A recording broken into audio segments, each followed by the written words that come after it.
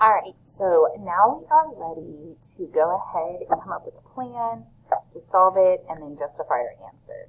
So on our plan, first thing we need to do is draw our strip diagram.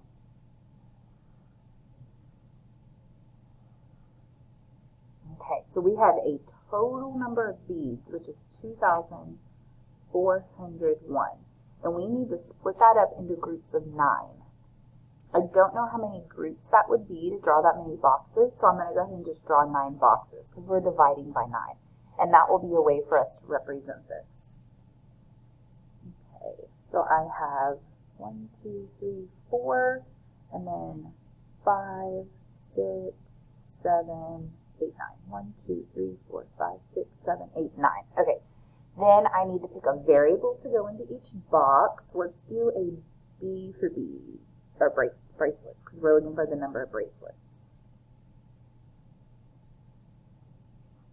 All right, so I'm doing 2,401 divided by 9 is going to give us B, which is what we're looking for. All right, so let's come down here. We have been working on that standard algorithm, so let's go ahead and use that method. So we're dividing by 9, and we have 2,401. So I'm going to split up all those digits.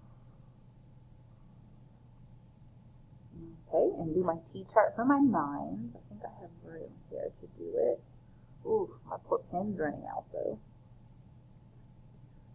4, 5, 6, 7, 8, 9, 1, 2, 4, 5, 6, 7, 8, 9.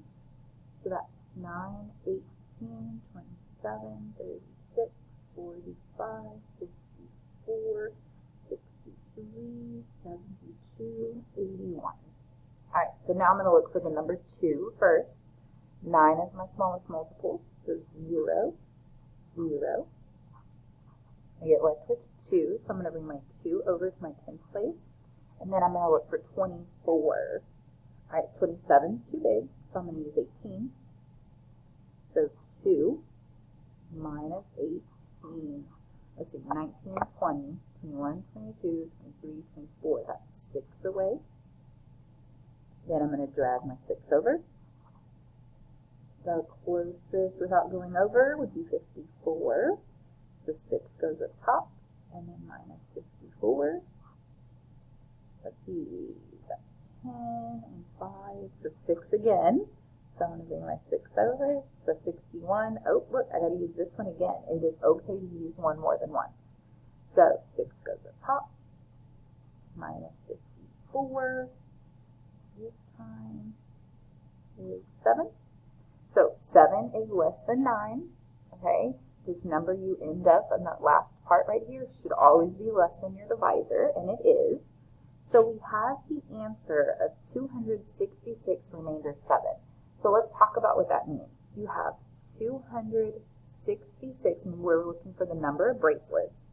So she can make 266 bracelets and 7 beads left over.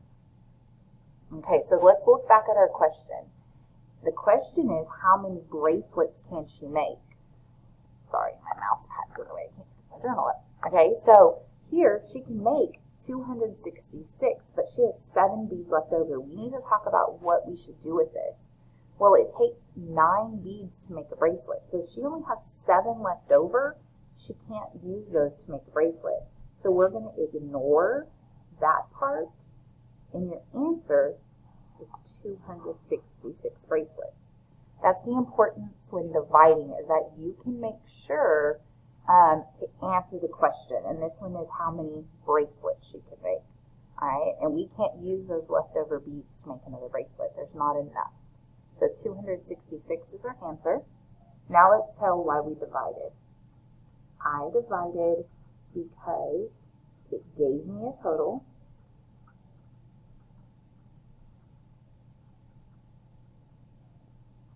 And it took 9 beads to make one bracelet. Okay, that was our only kind of clue that we were dividing them up into groups of 9. Alright, there wasn't really a keyword to help us on that one.